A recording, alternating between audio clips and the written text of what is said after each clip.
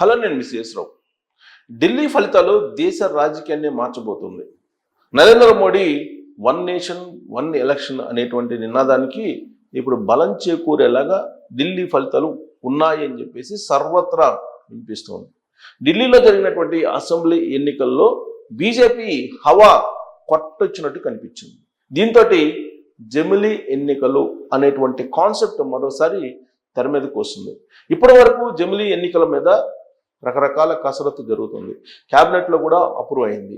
అలాగే పార్లమెంటులో కూడా ఆ బిల్లుకు సంబంధించి క్లియరెన్స్ లభించింది. అయితే జమిలీ ఎన్నికలు ఎప్పటి నుంచి వచ్చేటువంటి అవకాశం ఉంది అనే దాని మీద ఇప్పటికీ కూడా చర్చ జరుగుతూనే ఉంది.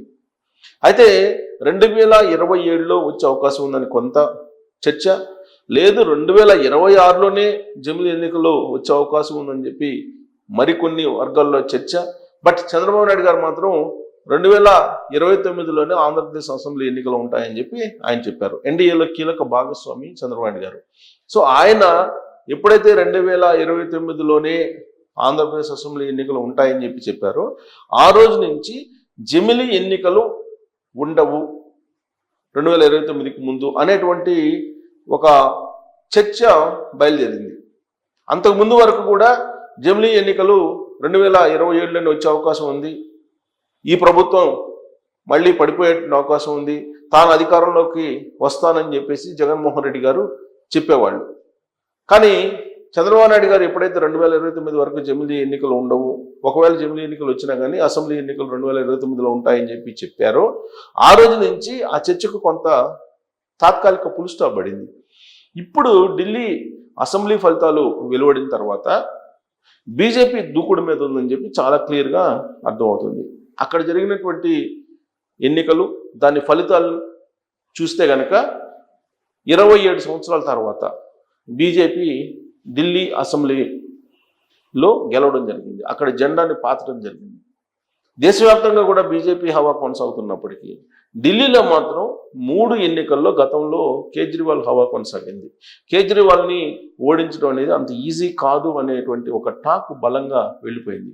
ఈవెన్ ప్రస్తుతం జరిగినటువంటి ఎన్నికల్లో కూడా కేజ్రీవాల్ మళ్ళీ అధికారంలోకి వస్తారు అని చెప్పి చెప్పినటువంటి సర్వేలు కూడా ఉన్నాయి. కానీ వాటికి భిన్నంగా ఇప్పుడు బీజేపీ హవా ఢిల్లీలో కనిపిస్తుంది. దీంతో దూకుడు మీద ఉన్నటువంటి బీజేపీ జమిలీ ఎన్నికల వైపు మరింత వేగంగా వెళ్ళేటువంటి అవకాశం ఉంది. ఇదే చర్చ ఇప్పుడు ఢిల్లీ కేంద్రంగా జరుగుతోంది. జమిలీ ఎన్నికలకు ఎందుకు వెళ్ళాలనుకుంటున్నారు అని ఒక ప్రశ్న వేసుకుంటే ఒకే నేషన్ ఒకే ఎన్నిక అనేది నరేంద్ర మోడీ గారి యొక్క కళ. ఎందుకంటే ఎన్నికలు అనేవి అభివృద్ధికి ఆటంకపరుస్తున్నాయి. ప్రభుత్వం విధానాలను స్పీడ్గా తీసుకెళ్ళడానికి ఇబ్బంది కలుగుతోంది. లోక్సభకి అసెంబ్లీలకి ఒకేసారి వస్తే కనుక అప్పుడు అభివృద్ధి అనేది వేగంగా జరుగుతుంది. భారతదేశం ప్రపంచ దేశాల్లో అగ్రగామిగా నిలిచేటువంటి అవకాశం ఉంది అనేది ఆయన కాన్సెప్ట్. ఆ కాన్సెప్ట్ మేరకు జమిలీ ఎన్నికల మీద మాజీ రాష్ట్రపతి అధ్యయనం చేశారు కోవిద్ గారు. ఆయన నివేదికలు కూడా ఇచ్చారు. ఆ నివేదికలు పరిశీలించిన తర్వాత క్యాబినెట్ కూడా ఆమోదం తెలిపింది. ఇక అది అనౌన్స్మెంట్ రావటమే, ఎన్నికల కమిషన్ దాన్ని యాక్సెప్ట్ చేసి అనౌన్స్ చేయటమే మిగిలి ఉంది. అది ఎప్పుడు అనే దాని మీద చర్చ జరుగుతుంది. లా డిపార్ట్మెంట్ దాన్ని పరిశీలిస్తూ ఉంది. సాధ్యాసాధ్యాలను పార్లమెంటు వేదికగా దాని మీద చర్చ జరగాల్సి ఉంది.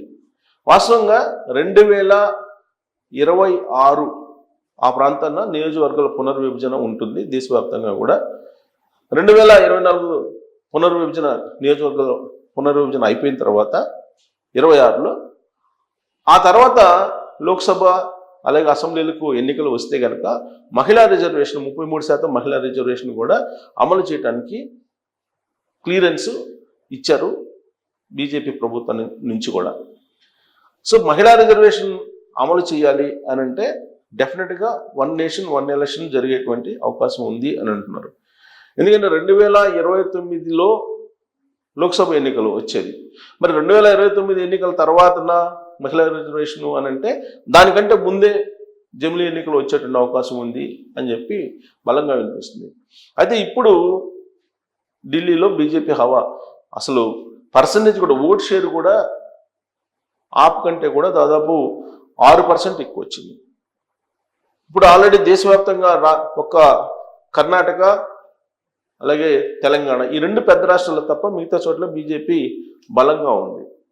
బీజేపీ అధికారంలో లేనటువంటి చోట కూడా బీజేపీకి ఓట్ షేర్ ఎక్కువగా ఉంది. ఉదాహరణ తీసుకుంటే కర్ణాటకలో బీజేపీకి ఓట్ షేరు ఎక్కువగానే ఉంది. అలాగే తెలంగాణలో కూడా అసెంబ్లీ ఎన్నికలకి అలాగే లోక్సభ ఎన్నికలకి కంపేర్ చేస్తే కనుక బీజేపీకి ఓట్ షేర్ ఎక్కువ ఉంది. 8 ఎంపీలు గెలుచుకోవడం జరిగింది. సో కాబట్టి తెలంగాణలో కూడా బలంగా ఉంది బీజేపీ. సో కాబట్టి తెలంగాణలో ఓట్ షేర్ కూడా ఎక్కువగా ఉంది, ఒకవేళ అక్కడ కాంగ్రెస్ పార్టీ ఉన్నప్పటికీ కూడా. సో కాబట్టి ఇది సరైనటువంటి సమయము. పైగా నరేంద్ర మోడీ గారికి 70+ వస్తూ ఉన్నాయి నెక్స్ట్ ఇయర్కి. ఆ నెక్స్ట్ ఇయర్ వరకు 70+ ఒకవేళ బీజేపీ పార్లమెంటరీ బోర్డు మ్యాండేటరీ అమలు చేయాల్సి వస్తే అప్పుడు ఆయన దిగిపోవాల్సి వస్తుంది. ఈ లోపుగానే 1 నేషన్ 1 ఎలక్షన్ పెట్టే అవకాశం ఉందనేది ఇంకొక వర్షన్ కూడా వినిపిస్తుంది. అలాగే ఆర్ఎస్ఎస్ చీఫ్ మోహన్ భగవత్ గారు కూడా 70+లోకి వెళ్ళిపోతారు.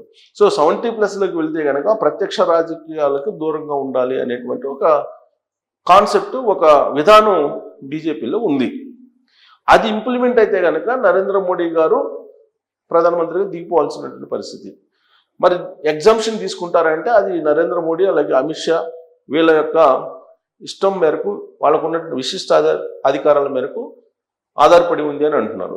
బట్ ఉపరాష్ట్రపతిగా ఉన్నటువంటి వెంకయ్య నాయుడు గారిని అదే ఫార్ములాతోటి పక్కన పెట్టేశారు. అద్వానీ గారిని అదే ఫార్ములాతోటి పక్కన పెట్టేశారు.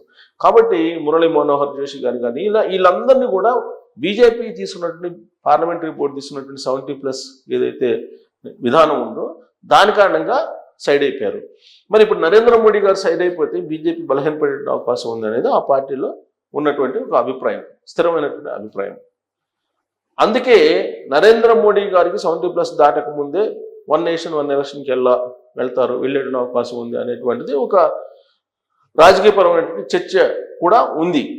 మరోవైపు 1 నేషన్ 1 ఎలక్షన్ అనేటువంటి బిల్లు కూడా చాలా బలంగా ముందుకు వస్తూ ఉంది, క్లియరెన్స్లు పూర్తి చేసుకొని. ఇదే సమయంలో రాజకీయ పరంగా కూడా పాజిటివ్ వేవ్స్ బీజేపీకి ఉన్నాయి. ఇప్పుడు ఢిల్లీ ఎలక్షన్స్ దాని ఫలితాల తర్వాత బీజేపీ మళ్ళీ వెనక్కి తిరిగి చూసుకునేటువంటి పరిస్థితి లేదు, ముందుకు దూసుకు వెళ్ళేటువంటి పరిస్థితి ఉంది. అదే దూకుడును ప్రదర్శిస్తే కనుక ఇప్పుడు సమీప భవిష్యత్తులోనే బీహార్ ఎలక్షన్స్ ఉన్నాయి, అలాగే బీహార్తో పాటు మరికొన్ని రాష్ట్రాల ఎలక్షన్స్ ఉన్నాయి.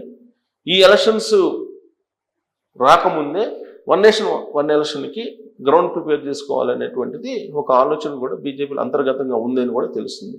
సో కాబట్టి ఢిల్లీ ఫలితాలు 1 నేషన్ 1 ఎలక్షన్ జెమినీ ఎన్నికలకు ఒక క్లారిటీ తీసుకువస్తున్నట్టు కనిపిస్తుంది.